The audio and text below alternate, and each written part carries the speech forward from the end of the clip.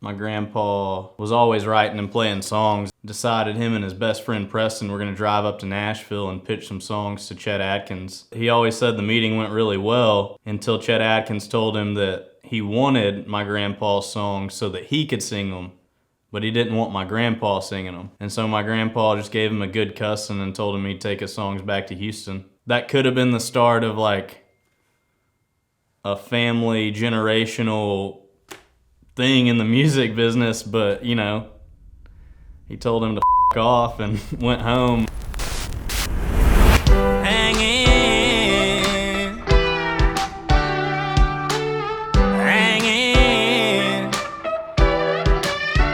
So Nashville was, because we were huge country music fans and because music was a huge thing for our family, and we came here once a year, every year of my life until we moved here when I was 9. And what got us here was my dad was a minister for 40 years, and that's kind of like where it started. You know, I was just waiting on that sermon to get done so I could hop up there and bang on those drums. Sing on there, Boot Scoot Boot. Let's go, Maggie! I think I always knew music was my path. I always knew it. I just wasn't, my skill set wasn't in a place that would allow me to believe in it or allow other people to believe in it.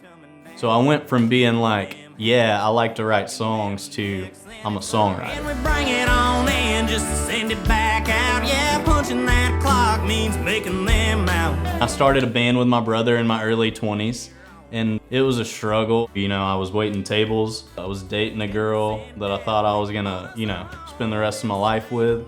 So back then, music wasn't working. Spent a number of years working on music videos in Nashville. It was a really great experience because I was on set with like top-notch talent, and I learned a lot from that.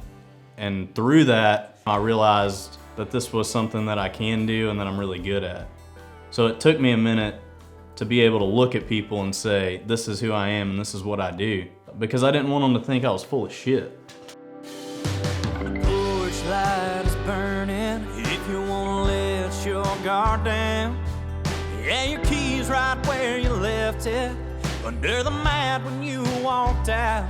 Do you wanna... I'd been going to this supper club, like a potluck dinner in Nashville with a bunch of friends, and I met a guy named Evan Sealing. He had heard me singing around a campfire, and he told me I had a great voice, which was another validation point outside of my own head. And he kept being like, bro, let's cut some songs.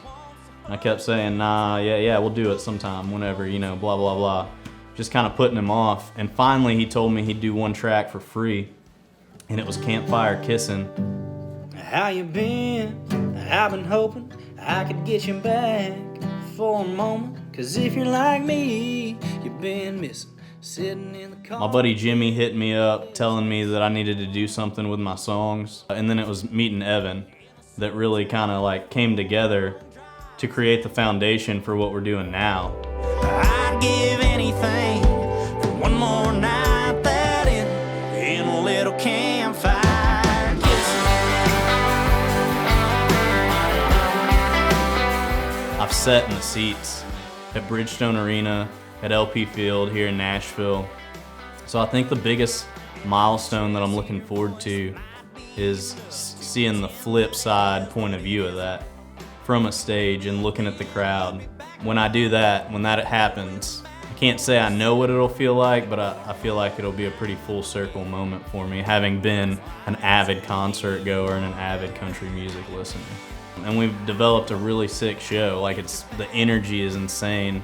The band's amazing. We're just ready to come out there and bring it. You're coming to hang out with me. We're gonna have a good time.